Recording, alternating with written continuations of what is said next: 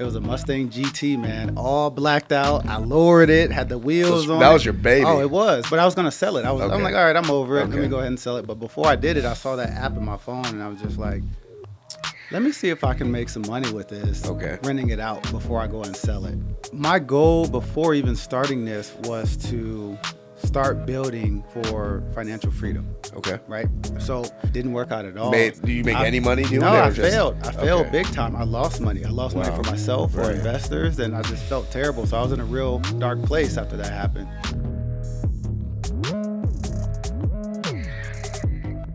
Welcome to another episode here at the Trailblazers Talk podcast. I'm your host, Joseph Ortega, and every week we are committed to creating content just like this to inspire, to motivate, and to empower you as an entrepreneur so you could continue to blaze your own trail to success. And I'm sitting here with somebody who I call a mentor of mine because I learned so much just from his content. I'm inspired by the things that he's doing. I met him here in Vegas over a year ago, and this man is definitely a trailblazer. So if you're taking notes, put down the man, the myth, the legend. I got the real West Coast Dave here. He is a father of three. He is an entrepreneur in the car sharing world. He's an author. He's a speaker. He's also somebody who mentors and educates with financial literacy. And this guy right here is about to empower you. So get ready. Welcome, Dave, to the show. Thank you very much, man. Amazing intro, by the way. I really appreciate you for having me on here. Couldn't imagine. We met about a year ago, like you said, and then we're both here. We talked a little off camera. It was like we met and then kind of both went our separate ways, but both continued to grow and scale. So it's amazing. It's amazing to be here. Yeah, man. That's one thing that I just want to encourage, so many entrepreneurs is, don't let a relationship go.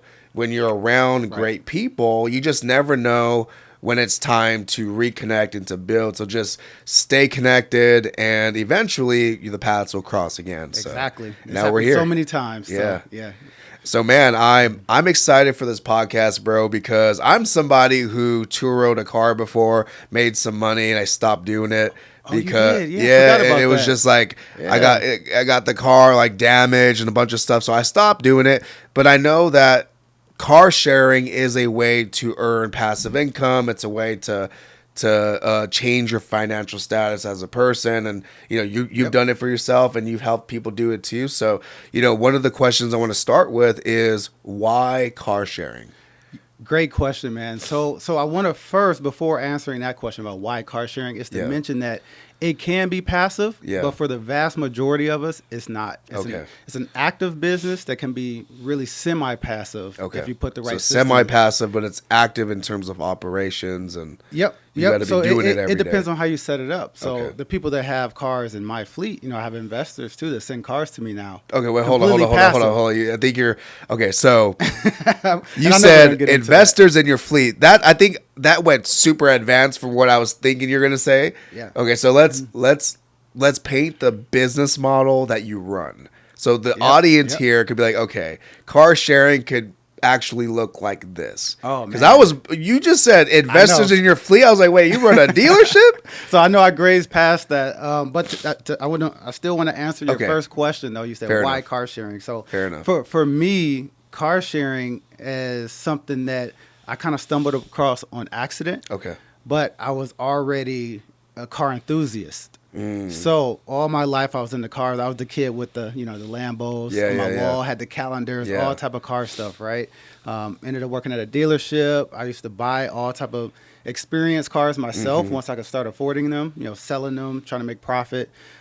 So when I got out of my detailing business, I was helping other people get into that as well, detailing. And one of our students mentioned Turo to me.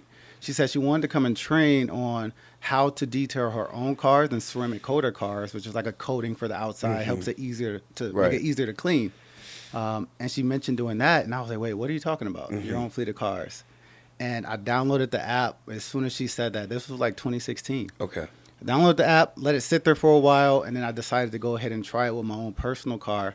It was a Mustang GT, man, all blacked out. I lowered it, had the wheels on. That was your baby. Oh, it was. But I was going to sell it. I'm like, all right, I'm over it. Let me go ahead and sell it. But before I did it, I saw that app in my phone, and I was just like, let me see if I can make some money with this. Okay. Renting it out before I go and sell it. Right. And that's what I did. I put that car on there, started with my own personal car. Okay. And just kept it rolling from there. I caught traction, and it just seemed like all the education I had prior to that started to click. Wow. It all worked. And I'm like, okay, I have something here. Yeah. And I just expanded and kept going.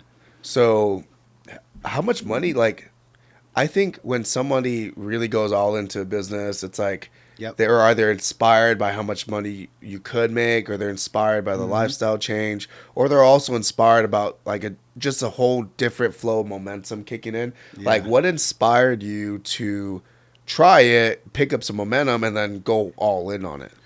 So my goal before even starting this was to start building for financial freedom. Okay. Right. So I was an avid reader. I read a bunch of books, a bunch of self-help, finance books, things like that. So once I started to understand what I really wanted to do and what my goals were, so I got really clear on my goals, I realized that I wanted to compound my money. So once I started renting out the car and it started making returns on that, that's when a light bulb went off. And I'm like, I can use this to compound my money, make all the money back on this car, and just use the revenue to buy more cars. So my approach was a little different. I went into it and didn't spend a dime of any of the income, like any of the money from rental cars for the first 2.5 years. I just reinvested. Threw it back into the business. Threw it back in to grow it. Like buying more cars, renting out more cars. Exactly. So it's kind of like real estate, the Burr method. I think it's like build.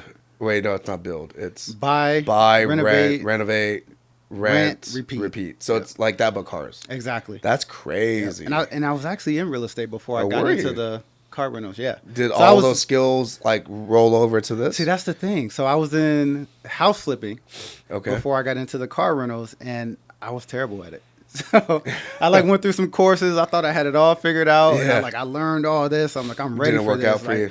It didn't work out at all. Do you make any money doing it? No, I failed. I failed big time. I lost money. I lost money for myself, for investors, and I just felt terrible. So I was in a real dark place after that happened. Wow. And then when this happened, I took it really slow to build back, and that's when I started reading even more about financial habits and actually how to become wealthy. Right. And that's when I just started applying those things at a slower pace to the car rentals. And I guess between my experience with working with cars and the education I got in real estate, it just clicked a whole lot better. Gotcha. A lot of the things that didn't work for me in real estate worked great for me. And that's a really good analogy, because whether it's this business or another business, most people may have to go through different vehicles for things to click. Right. It may not happen on that first run. Exactly. Yeah, but I pushed, man. I tried real estate back to back to back, and I realized while So you didn't just take a course and then failed and then quit. You actually pushed. I pushed, man. I did a few projects and did a lot with it, and I realized that during that process of failing, I didn't enjoy it. Like I figured if it was something I really enjoyed doing, that I would figure it out and continue through. Fall through. Yeah, but I did it because I always heard everyone say so many millionaires. It was just chasing the bag. Were made with real estate. Everyone's like 90% of millionaires are made through real estate. So I followed that path. I'm like, let me jump into it. I don't know if that number's real.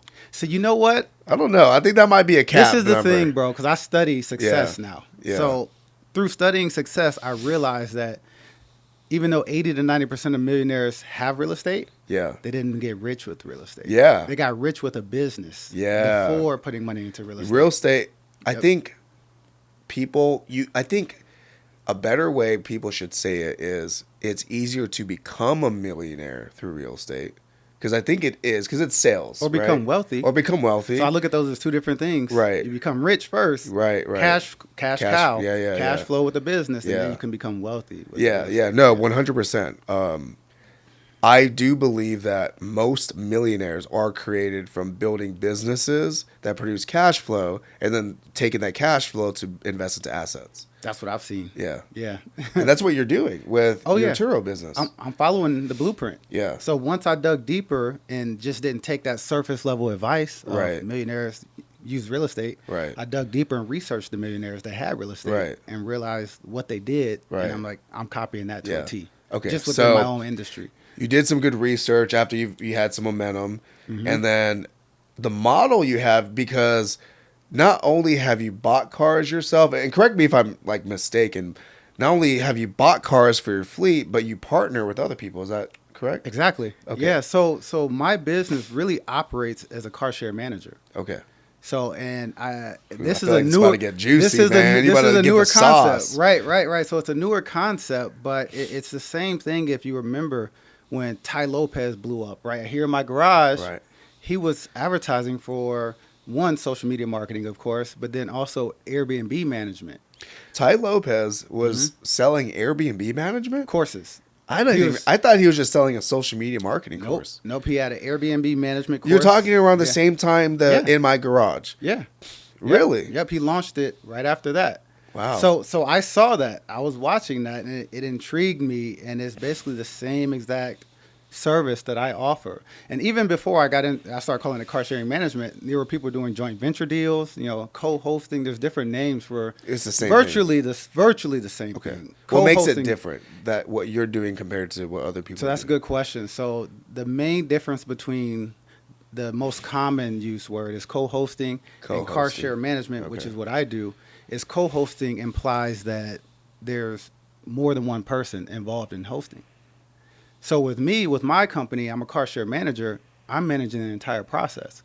People that add cars to my fleet are fully investors. It's fully passive for them. So it's passive for them, but it's not passive for you. Exactly. Yep. So that's the selling point is, hey, you don't need to do anything. Yeah, it's a selling point for them, but also it's a way easier business model because I realize that people that have cars on Turo or hire car, or, all these other platforms out there, car shares, a big hurdle that they fall into when they don't take cars from other people is they think it's going to be a big headache. And I can see why they think that because when I was in real estate, I had a bunch of investors and I didn't set any ground rules or expectations in the beginning. So people will call me day and night for updates. Hey, how's the project going? When am I going to get a return on my money? So I realized how stressful that was in real estate. That's one of those things I learned in real estate, right? Right. And then I started to really set the foundation up front for the car sharing management. So when people send me cars, they already know the expectations. They usually hear from me once a month with the update. I send a spreadsheet, a recap of what happened that month, and then their payment out. And then sometimes we talk then, but there's some people that I haven't talked to for 4 months at a time. It's just passive. It's just passive. They get direct deposit and they're good. Right. So this sounds really good. Yeah. But then there's also the risk of unfortunate events happening. Correct. So like from just what I've seen on your Instagram, and I remember like sometime last year, you posted like a Mercedes or some vehicle was like stolen, and then you had to like call the police, and I think it was like a few weeks, and you retrieved it. That's the cursed Mercedes. The cursed Mercedes. My cursed Mercedes E350. Like what was that experience? Like what happened? Bro, that Mercedes, man. And I'll start by saying this. Something that I did not expect going into this is Mercedes, for some reason, in my fleet here in Vegas at least, gets some of the wildest renters. Really? Mercedes does. Yep. I have Audis, I have BMWs, I have economy cars, I have all type of stuff now. All great. But all the Mercedes, it seems like I get a lot of crazy renters. Like if you can name a few like experiences, like what are they? Oh man, like you're saying, like the cursed E350, man, that car was stolen. Do you still have that car? No. Okay. No, I got rid of it. You got rid of it? I had to. But that car was stolen. They stole catalytic converters off of that car. Wow. Yeah, so I had to get that back. A lot of people smoke in the car. Like that's one of the most smoked in cars. Is Mercedes. Really? Mercedes. I have a GLC, I have a Mercedes E350, and I had a just smell like straight like cigarettes or anything.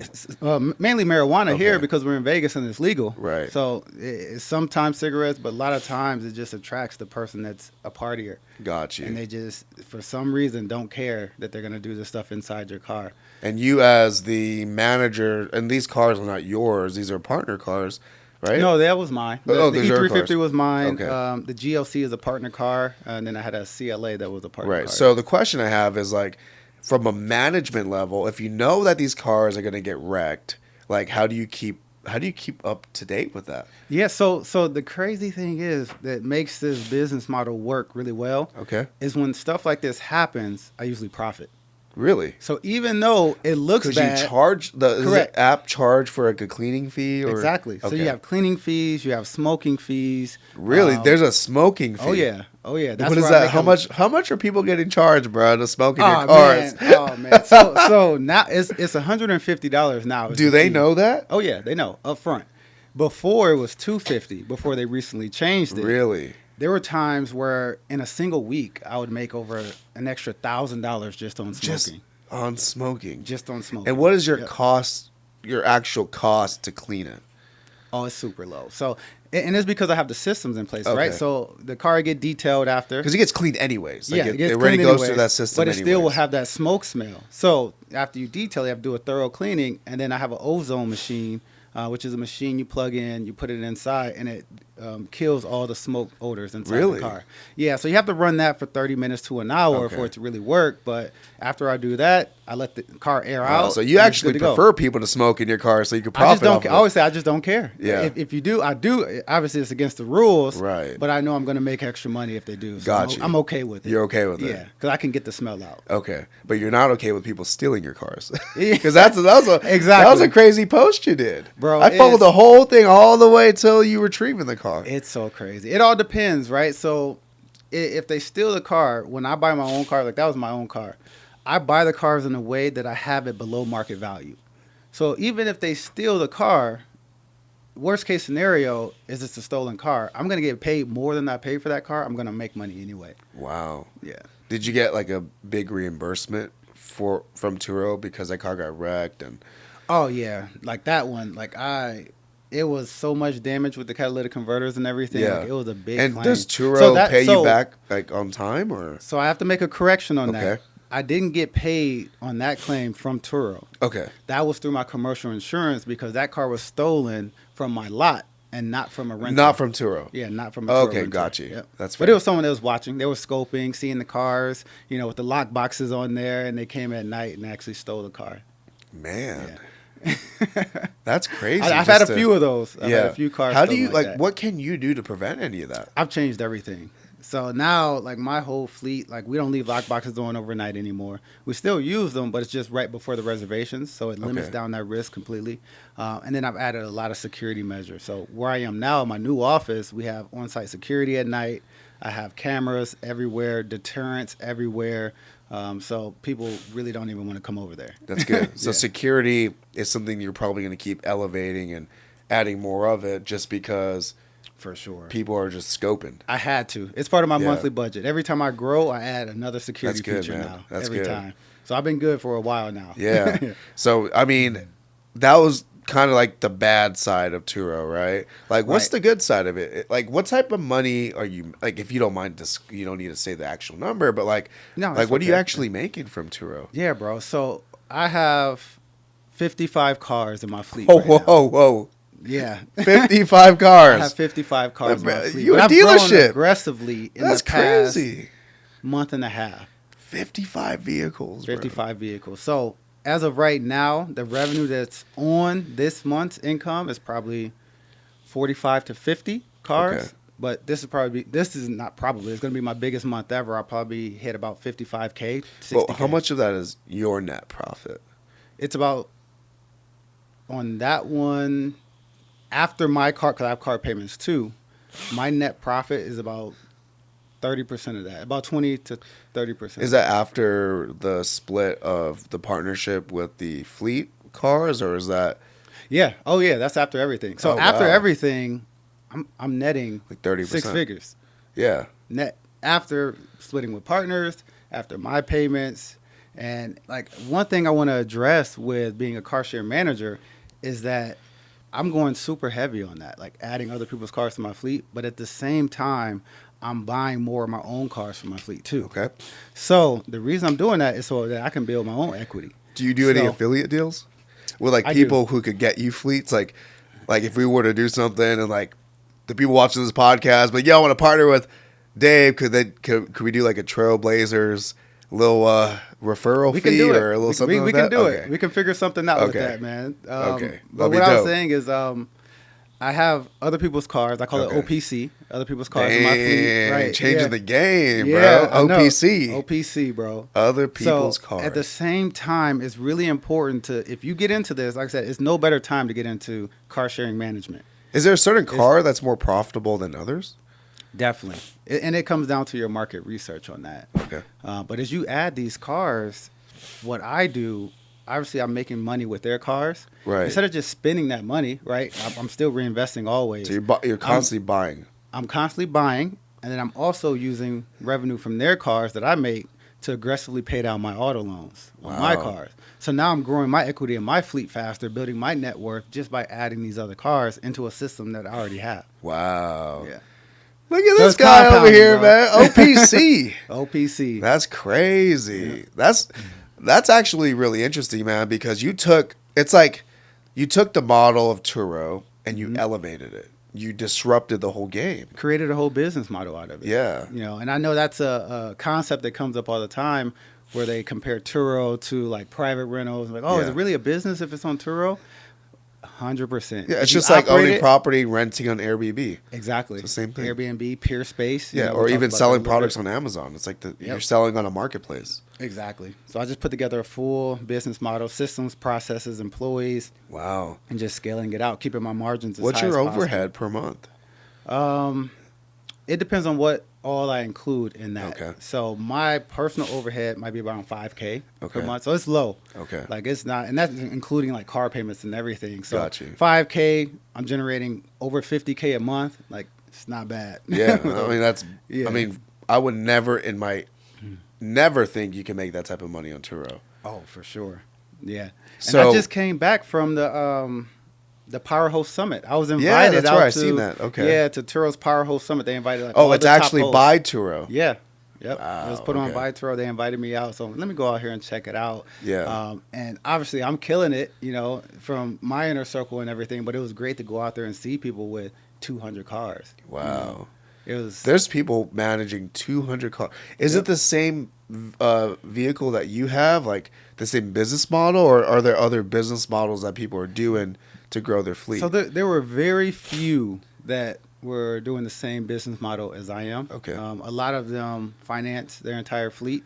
Wow. Yeah. So, which with that, in my opinion, my golden rule that I like to tell everyone, if you're going to finance cars for Turo or for car sharing in general, for every one finance car that you have one cash car that's paid off. And so it pays that finance car. Right. So in the worst case scenario, you're balancing it out. It's just safer that way in the long run. And then there's one pivot to that you can also do. For every one finance car that you have on Turo or any car sharing platform, have one cash car or one OPC. Okay. One car that someone else gives you because you don't have any overhead with that. Do you recommend people, if they jump into ride sharing, to do what you're doing, or to just, what's your recommendation? So if somebody has no experience doing this, but they love what you're saying, and man, I really want to do what Dave's doing. The money looks good. Everything he's doing is something they've been looking into. What's the best way for somebody with no experience doing this to get started? That's a good question, man. So if I were starting today. Okay. Hold on 1 second. Take notes. He's about to give you guys the blueprint. So pauses, take notes. You ready? Let's go. Let's do it. So if I were starting in this industry today in car sharing, the first thing I would do is, one, try to add my own car if I already had a car that qualified. If you don't want to add your own car, you're super attached to it emotionally, I get it.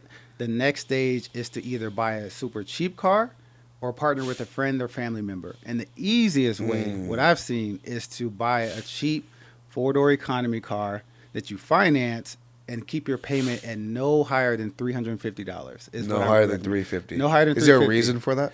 Just to keep the margins high. Okay. So anything above that, it starts to make the Is there margins a recommended economy car, like a Camry or? So, and this is mainly for the general masses. So some of us can jump in and grab a luxury car if you want to in the beginning. Okay. I don't recommend that unless you already make really good money and you just want to try this as a side hustle and you're good no matter how it goes. But if you're someone like me who started off with very little money, and wanted to build a cash cow business, I would start with those, like four-door economy car. And there's no specific brand. in all the markets that I see, like it's just more logistics. It's like just about any 4-door sedan economy car that's okay. good on gas. That's a standard sedan. Don't go crazy hatchback, crazy color. Standard cars are going to have the highest utilization. Okay. So mine have 80, 90% utilization. So which means start there and then work your way up. So if you finance that car, pay it off before you get another car, or you get a OPC and then you get another car, right? So to recap and then go into the next steps. Okay. If I were starting right now, I would go get pre-approvals for my credit to see what I would qualify for on car loans. No hard inquiry, going to like Capital One, any of the no hard inquiry ones online. I would get an economy car, payment around $300 a month. I would rent that car out, maybe get 2 of those cars, and I will gather that data over the next couple months of how much you make with that car, and then take all that data and put it into an investor packet that just lines out how much you made, the utilization, how many times I see how you're turning this to a business model now. Yeah. So once you have that investor packet, you can present that to people. Yeah. And then they're more likely to add cars to your fleet. That's how I grew. Is by taking information I learned in real estate. We put together investor packets for our projects. Bro, you should be called the Wolf of Car Fleets, bro. There you go. I'm going to have to change my name. If y'all see my social media change, you know what? That's really interesting that you're literally looking at this as a business. Oh, yeah. You do market analysis, you get the data, you put it into a pitch packet, then you go and you pitch investors. Exactly. That's interesting. So if I were starting from scratch, that's exactly what I would do. I would add so you're already thinking big. You're not like, hey, we're just going to passively do this. If you're starting from scratch, you start small, but you're already thinking big. You're already thinking of where you want to take it to. And it's okay. Maybe you only want to get to 10 cars. Maybe you don't want 55, 60 cars. Like I keep posting road to 100. Well, do you recommend people, if they do this, to have a big forecast of what they could do? Or like what's your, okay, if you were to mentor somebody right now at the highest level you would play in this space, would you mentor them to forecast big, like start small but forecast big, or start small and grow as you grow? Like, what's your so that it's good how you position it that way, like at the highest level. If I'm going to be educating them on this. So it comes down to their goals, right? So as a consultant myself, I always try to figure out what people's end goal actually is. Like, why are you doing this? Right. Why do you want to get into it? Is it just to make some extra money so you can take care of your bills? Is it to build more income? And most of us have limited beliefs in the beginning until you really start to ask yourself why. I'd ask myself why. There's like an exercise where you do 7 layers deep. Yeah. You ask yourself why. Yeah. Why do you want to do this? Okay, now why that? Now why? And I realized my ultimate why was just having freedom. Yeah. Right? You got to get financial freedom and being able to do things that historically my family and my people weren't able to do. Right. Be able to really break through those barriers. So as I do that, I realize, okay, I got to play this at a bigger level now. Yeah. So if that's them, if they realize that's them, yeah, then it's definitely the big picture. Now, if someone already has their vehicle that they want to take far, like let's say it could be anything, clothing brand, right? Yeah, They already have a clothing brand. They're passionate about that. They just want some extra income on the side. Then it's stick small. We can get you a few cars. It can be really semi-passive, not that much work at all, with like 3 to 5 cars, make extra, make a few extra $1,000 a month. But at the biggest level is definitely look at the big picture, start small, have the end goal in mind, put together those investor packets, and immediately start. Like I said, it's the golden era. Right now, I think it's the best time ever to get into car share management. So what you're saying is this business model has the potential to break financial generational curses. Exactly. Because you obviously 100%. are doing that yourself for 100%. yourself. Yeah, that's exactly what I'm doing. And, a lot of people that are watching this, maybe if you heard leading up to that statement, you'll see why. But a lot of people don't see it that way. Yeah. And it's because they're not looking at the potential of it. They're not looking at how this can really compound their money. I have my highest return car, I got like 160% annual return on investment on it. Wow. Like I made my money back in months after paying for that car in cash. So imagine if you do that 10 times. Yeah. How fast it starts to compound. Yeah. Einstein, the famous quote, compound interest, it's like the 8th wonder of the world. Yeah, yeah. You either earn it or you pay it. I love how your language and your mindset is for this, because it's almost like you're a reflection of what people are saying about real estate. right? Like people, like your language is almost reflective. And I have a point to this. What I'm trying to say here is there's a lot of people who go out and buy cars for enjoyment, and they'll spend like 20, 30,000 fixing it up. Right. And then they'll work a job at like GameStop or Best Buy, and they hate their life. Mm-hmm. Like, man, I want freedom, but they just drop like 30 bands on a Hellcat or whatever. Right. Yeah. But what you're saying is like, hey, like you don't need to do that. What if you buy a car, turn it into a cash flow vehicle, and then you could then buy your own car? Because you actually did that with the Corvette, right? Exactly. So like you bought your dream car from cash flow cars. Exactly. Yeah. So I like to call that the new rich. The new rich. The new rich, where you don't have to get a whole lot of money to be able to live a really comfortable life, and you're not working a ton of hours every single week just to be able to afford it. So what I did with the C8, I had a red C8 Corvette. I pre-ordered that at first to put it onto my fleet. Right. But then while I was waiting on that car, I had to wait like a year for it because I got it really early. Yeah. Okay. So as I was waiting on it, renters kept crashing my sports cars. Wow. I had 3 out of 4 of my sports cars totaled. I'm in Vegas too, so it's a crazy market. People get in those sports cars, they want to zip up and down the strip. Drunk. So exactly. They want to party. So I get it. So I decided not to rent that one. I said, you know what? I'm not going to rent it. Instead, I'm going to assign a car to make my monthly payment for me. That's so smart. And that's what I did. I assigned my Chrysler 200 at the time. It was making like $1,000 a month. I put money down on my C8, so my payment was only $995. I assigned that car, and just money from that car made my monthly payment on that car. So I did the same thing with Airbnb. I shut my Airbnbs down now to focus more on the car sharing, but I had an Airbnb that I just assigned that money to pay for where I'm living. Wow. So you can do that.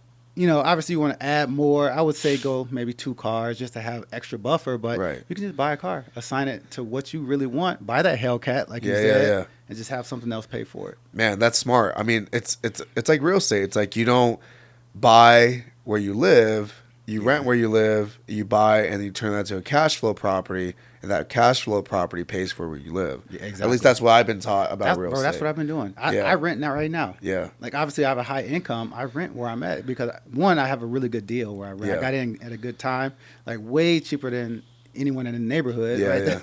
But I also ran the numbers, and I basically put all my money into assets only. Yeah. That's it. That's so good. So is this car sharing model the only thing you're doing in terms of like revenue generation? I know that you kind of like talked about you're an author and you're traveling more and you're doing other stuff. Like, is your focus around expanding this, or are you going into other avenues right now? So my main focus right now is the car sharing business that I have, the car share management business. So adding more other people's cars, adding more of my own cars at the same time. But also I have I have some passive income, like my book that's out. I have a book on Amazon. I have digital products that people can buy, like courses and things like that from to learn all this stuff. Yeah, to learn all this stuff. And then mentorship. So I'm also expanding on the mentorships that I'm doing. That's also been another source of income for myself. So people that get into this, like I was one of those people that did not believe in courses. Like I thought they were all scams at first. I'm like, because that's what you see is like the general public. Oh, I'm not buying a course. Right. But it's been one of the best things I've ever done is buy courses and get mentors. Because I realized that the super successful people were doing the same thing.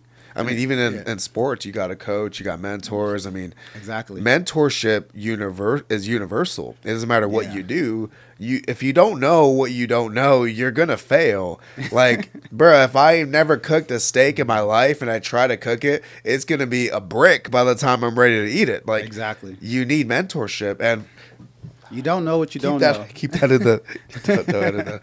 My phone vibrated. Gotcha. What I was trying to say here is like, even for someone like me, because I got into Turo and I didn't really know what I was doing, so I gave up really quick. Versus if I knew what you know, I probably would have built something similar back in California, learning from someone like you. Because if you don't know what you don't know and you fail, it's so easy to quit. Where you're 3 feet away from like massive breakthrough or massive elevation. Exactly. Or I get this quote from Dr. Greg Reed. He's a good friend of mine. He's an author. He's like the modern day Napoleon Hill. He has a book called 3 Feet from Gold. So if you stop, your chances of you becoming really successful, you're like so close. You're right there. Interesting. So I want to tell my experience being 3 feet from gold. Okay, let's go. With the car sharing. So when I first started, I told you about my all black Mustang GT, customized, the first car you put in the fleet. The first one, it was manual too, so it was a fun car. Okay. I had Dark Knight on my license plate. That's what it said, Dark Knight. That's hard, yeah, bro. It was so nice. I rented that car. My first reservation was to a doctor here in Las Vegas. Okay. He rented that car. He rented it for maybe 2 weeks. He had it reserved for. And I was super nervous already because I'm like, oh, this is a long time. Yeah. Right, for my very first one. So, long story short, he ended up burning the clutch out. So I think he rented that car to learn to drive manual. Wow. And I'm new to it. Yeah. Burned the clutch out, $1,600 to fix it. Out of your pocket. Right. No, that's just how much it was when we got the quote for it. And I'm like freaking out. Like, I don't know what to do. I'm going through the process, trying to figure out how to deal with it. Because at this time, you can't even rent the car, so it's stagnant. Right, exactly. Like, it's down. So, to make this short, he ended up paying part of it for me. Okay. Because I think he felt bad because he was learning. He probably, burning out the clutch, stalling the car. I don't know. Like, so, because I didn't even think to ask about his experience with manual cars at the time. But he paid part of it for me. But at that time, I was so done. I'm like, I might not do this anymore. Yeah. Like, he burnt out the clutch. I might just take this car back. This is a crazy business right now. here. Yeah. And the guy that rented that car, the doctor, he actually motivated me to continue on and try it again. What did he say to you? I just told him, I was like, he said, sorry for all this happening. I was like, yeah, it's no worries. I'm going to get it fixed. And I'm going to just take the listing down. He's like, you know what? He's like, I don't think you should do that. He said, this was your first experience, your first reservation. Go ahead and try it again. Wow. And then when he said that, that's when he decided to offer money to help pay for it at the same time. And I'm just sitting there like, wow. Yeah. And if I would have knew now, this is a little different, but I know now that if that happens, there's ways that I can actually prove that if he did burn the clutch out and get it paid through insurance. So Got you. I didn't know that at the time. So we split the payment. I paid like $500 out of pocket. And because he said that, I tried it again. Okay. And from that point on, that car was so consistent. Wow. And just made money every single month. So you were literally about to quit. I was close. I was like, I'm done. I'm taking it off. And he was like, no, man, this was your first one. Yeah. You can't stop. Like, maybe I would have tried it again in the future, but he definitely motivated me to keep it on right after I got it fixed. That's good. And then I ended up buying my second, third, fourth. I bought my first 7 cars, all cash from revenue. Wow, from that car made. Yeah. That's from that, and then also, I don't know if you ever read The Richest Man in Babylon. It's the second time in this podcast series people said that. I got to read it now. I got to read it. Bro, it's my favorite. But it's like I based a lot of my So what is your one takeaway from that book? Pay yourself first. Pay yourself first. Pay yourself first. So I had a job at the time. 100% of the money from Turo, from my Mustang, I saved all of it. Okay. From my job, I paid 10% of whatever I was making in my job into that same account where I was saving money. Okay. So 9-10 months in, I bought another car all cash from doing that. And I did that straight for 2 years straight. And I look up and I had net 6 figures in assets. Wow. Just from doing that, compounding my money, putting it right back in and renting cars out. That is, man, that's such a story. I think for a lot of people watching this, there's a lot of motivation here.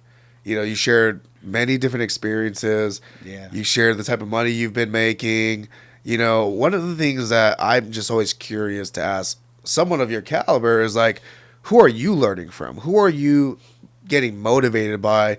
Who are you getting mentored by? Like, where are you? Because I'm a type of person, I believe, if you're not growing, you're dying. Yeah. And I feel like you're constantly growing. It's like, where are you pulling content from? Constantly learning. I'll never stop learning. Yeah. I'll always have mentors, no matter what level I'm at. Because there's always someone that's coming back from where you're going, right? So one of my mentors told me that, and that's Pushman Mitch. Okay. He actually has a large rental car fleet. He does digital products. He does mainly like the private side, but I've learned a lot from him, just business practice.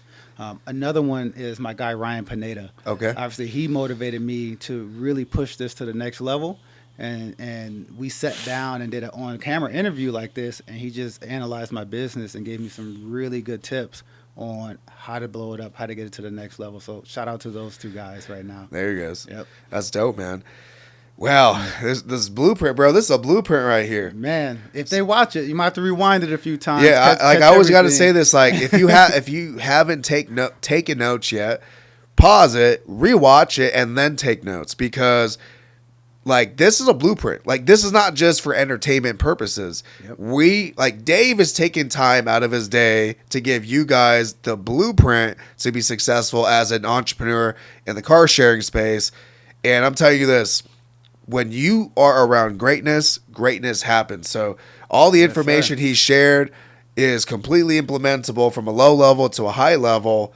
And like, what would be something you'll say, like if someone was standing right here, right now, ready to get into their car business, not from like a technical perspective, but what is some like motivating words or something just like authentic you'll say to this person so they won't quit when they start? So I would first start by saying that it's not easy, but it's a simple business, right? So it's not easy. You have to put the work in, like getting your first couple cars, putting the investor packet together, learning to pitch, pitching. There's some sales involved in that, so you have to get pretty decent with sales. But after you put in all that work, the benefits far outweigh the work. Yeah. I will say I've put in way more work than I thought I would to get to the level I'm at now. And that's car sharing. That's just business. That's just life in general, like becoming successful.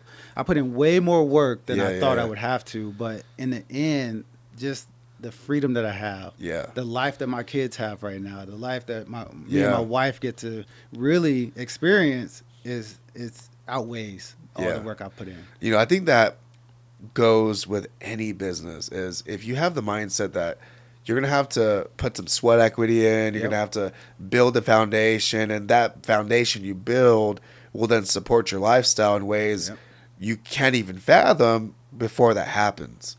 It's like, crazy, man. Would you say, if you were to tell yourself where you're at when you started, would it sound like it's kind of crazy, or is it believable? Like where you are right now to where you started, like how far out? For me, it's believable. Okay. Like I decided early on that I was going to be super successful. Okay. So you made that commitment before anything. Yeah, and I saw it. Like I had the vision already. Like I knew I was going to be super successful, wealthy, be able to help tons of people, in the process. Right. That's what got me into, coaching and things like that, because I'm helping other people. But I'm trying to think of where I was going with that. I think what I was trying to ask you is, like, if you were to go back into time and tell yourself when you first started that, hey, you'll be here and however long it took, would you have believed that? Oh, got you. Yeah. I would have believed it. Okay. Because I already made that commitment. Yeah, I always expected to be super That's actually a success principle that I live by, is you have to believe the journey that you're going to take and believe where you're going before it happens, because, like, I've always been a person, if I start something, I have to understand that if I start it, I'm going to follow through, that whatever success I'm going after, I could do it. So it's like taking a challenge. Yeah. So one thing I'll say too is I always expected it. So it didn't shock me that I made it to where I am versus where I started. But it probably took twice as long as I thought it would take. Did it? Yeah. And why do you think it took twice as long? Because I think it did because I had unrealistic expectations of how much work I would have to put in. Got you. Like I thought it was going to be way easier. Like I'm reading books like Think and Grow Rich, The Secret. I'm like, oh, I could just think it and believe it. I'm just going to will myself. Like I'm doing work at the same time, but I didn't think it would be this much work. You thought it would be 40 hours a week. It's 120. Man, right, exactly. I thought it would happen faster, but once I started to learn what it was really like, what business is really like, then I made corrective measures, and I was able to move more correctly towards the right direction. Yeah, I think I was working a lot in the wrong direction, and that's what made it take longer. Now that I'm really focused on the right direction, things are moving faster. But sometimes you have to go the wrong direction so you know what's right. Mm-hmm. So that's what they always say is, like, if you want to be a master at anything, you put 10,000 hours in. If you don't have 10,000 hours into one thing, you haven't really mastered it. Yeah. And during that 10,000 hour, let's call it, scholarship, the 10K scholarship, most of it is doing things you're not supposed to be doing.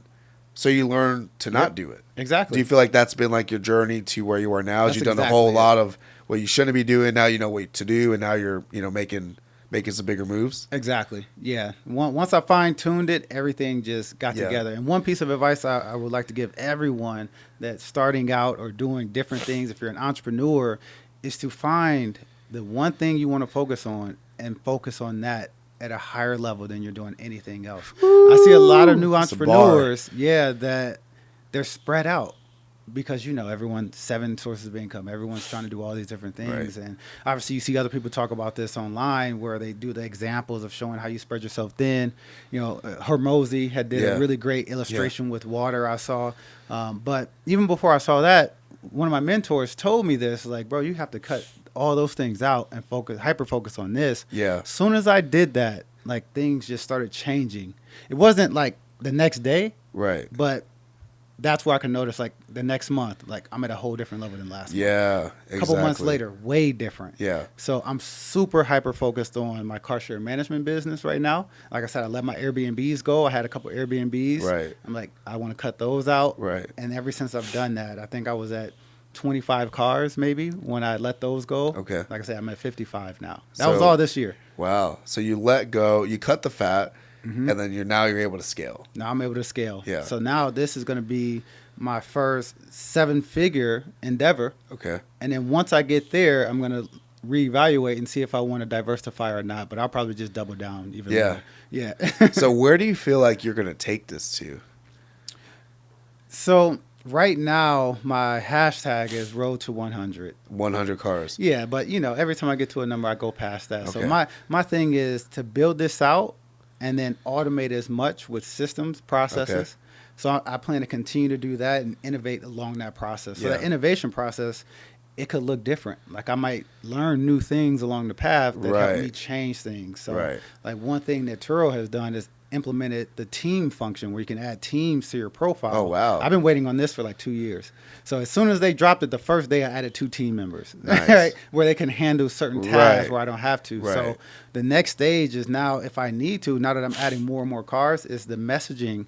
I'm already looking into hiring virtual assistants to do more of the messaging for me because I can add them to my team and they can no longer see my financial Is there like a limit on how many team members you can add on Turo? Not that I know of. Okay, I don't so it's think like unlimited pretty much. That's what it seems like, yeah. So maybe there's like a number like 10 or 20, but like... Yeah, I don't know, but even if you get there, that's great. But adding VAs is smart. Yeah. That's a smart tactic to do. Yeah, at least for the messaging. Decide that they don't have to be in person. I have my fleet manager. He's doing the day-to-day at the office with the cars. Yeah. Things like that. My detailer, bookkeeper. So I have a full team now. But by hiring this team and training everyone, getting them on, the same page as me, I'm able to spend more time, going out and connecting with, doing this, getting on camera, doing more videos, building relationships, because that's what I'm really good at. Yeah. I realize my strong point is building business relationships, getting out here networking, and then being able to scale the business more. So why not delegate when it makes sense? That makes complete sense. And then do more of what I'm really good at.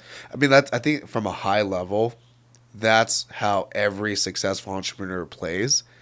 From a low level, when you're barely starting, it's hard to comprehend because it's like, I don't even have money to do all this. Yeah. But I'll say this. That was me not too long ago. Right. But if you start with that in mind, that, hey, you're building something to start leveraging and putting people in place, that's how you that's how you become successful quicker. Yeah. Because it's about time. Yep. How can you get more time? It's not about what can you do less without people. It's how can you not do what you shouldn't do and have someone else do it for you so you get back more time to do what you're supposed to do. And this is a good point to bring up because I feel like there's no right answer on to when you should. There's certain things you have to take into consideration. Okay. But I used to always Google it, right? Google things like that you really can't find an answer to, but when to hire your first person. Right. You see all these different things. Yeah, right? There's too many different point of views. Yeah. So what I started doing in this business is I push myself to a limit to where I have to make a change. Okay. And then I grow with it. So I added so many cars at my first location to the point where they were like, you can't have this many cars here. I had to move to another place, right? I added so many cars and added so much workload on myself to where it was a lot of sacrifice. I was like really stressed out to the point where I'm like, I have to bring someone else in to help me because I can't sustain this, but I'm not going backwards. I refuse to. So that was a good thing with my mentors is like they would tell me like what I need to do. Like, hey, you have to grow. You have to hire people. So I knew if I didn't do that, then they wouldn't want to even mentor me anymore if I'm not listening to the advice. Right. So that's what I did. And ever since then, like it's everything they told me would happen is happening. Right. Yeah, no, that's beautiful, man. So we're almost to the end of 2023. Seems like you accomplished some really great things this year. What is it that you're working towards for 2024? And what are you doing now to prepare for 2024? So, Q4 right now in 2023, like I buckled down. I'm going way harder right now to prepare for 2024. But the main thing that I want to pull out of 2024 is making it my first 7-figure year. Okay. So I'm on pace to do that based on my previous years. It's just putting the right people in place, right processes in place, and then, like I said, listening to my own mentors as I do that. So I want to be able to do that. And then at the same time, travel and take some more trips with my wife and kids. Okay. Because now that I've freed up time and I have a team, I've been able to do that more. And it just feels really good. Yeah. Like I just got back from Austin yesterday. I know, I saw that. So that feels really good. So those are two main things on the agenda is hitting that figure mark. Yeah. And how long did it take you to get to this point? From starting Turo till now? Okay, I was going to say it depends on what you mean by starting. Like my financial education journey, like me learning more started in 2014. Okay. And when I really took it serious, but take it back, like my grandpa had me reading like Rich Dad, Poor Dad in the 6th grade, before I really understood it. Yeah. But with starting Turo, I am 4 years into my first reservation this month. Okay. 4-year anniversary this month. So I just want to put into perspective that, his success right now doesn't happen overnight. It didn't take him 3 months or 90 days. It took him 4 years. But if you have a mentor, you have a course, you have somebody with the blueprint, that 4 years could easily be cut in half. And I just want to encourage everybody, if you're looking to start a Turo business, you're looking to get into car sharing, or maybe you're looking to be a part of his fleet. Tap in with somebody like him, because I'll tell you this, if I ever, and I probably will, get into Turo, I want it passive. I don't want to have to do what he's doing or be a competitor. I rather have him do the work and I benefit from it. Exactly. So your OPC method is actually super beneficial for most people. And most of my OPC partners that I work with were hosts themselves. Right. So they started off as hosts and they realized it was more work than they wanted to really do. So instead of just selling off the cars, they'll send them to my fleet now. Got you. And then, I go through the whole process, letting them know that it's car share management and that it's not co-hosting. So they have to let go and breathe. But that's a good thing for them because now they can go focus on what they want to focus on. And that's awesome, man. Yep. So, man, I know we could go on and on and on, but, we definitely have to wrap this up. Okay. I just want to encourage everyone who has got some inspiration from this, wrote down some notes, do what Dave said, follow every word, every strategy. He's pouring into you because he gained this wisdom through experience. Don't go through the trials and tribulations or the headaches that he's went through. Learn from his mistakes so you can be successful. And man, I always ask this one question at the end of every podcast, at least for this season. This season's question is this. If your whole existence was completely wiped out, I'm talking just gone, right? And the only thing left is a piece of paper where you write down one line, and this piece of paper is framed in the Hall of Heroes for the rest of eternity. What would that one line say in that paper? One line, so like one sentence? Yeah. That's a good question. I would want to be remembered for the ways that I helped my people. Okay. That I would want us to say something along those lines. Because that's how all of this started. Yeah. My first book that I wrote, it became a book only because I wrote a family manuscript. Got you. On how to stop living paycheck to paycheck. It's called From Nothing to Something. Yeah. How to stop living paycheck to paycheck. That's beautiful. So I did it for my family, but they weren't really receptive. Like they didn't really care. Like they weren't listening to anything. So I figured I had saw something, and I know I'm taking this longer, but I saw something that said, if you want them to believe you, you have to become the proof. That's so good. In my mind, to become the proof, I said, if the outside world accepts this, my people will accept it. And that's exactly what happened. I put it out there for people. Yeah. It became a bestseller on Amazon when I first launched it, and then everyone started to come around like, oh, okay, now we see it. Yep. Man, that's beautiful. And I'm sure everyone watching this, it hits home for them too. So I just want to say, man, I appreciate you being here on the show. And for everyone that's tapped in, go to the show notes, follow Dave, connect with Dave. And man, my brother, appreciate you coming on. Thank you so much for watching this podcast with us today. This podcast has been truly, truly impactful. And if you loved what you saw, you loved what you heard, make sure you subscribe, like, comment, share, and we'll see you in the next episode.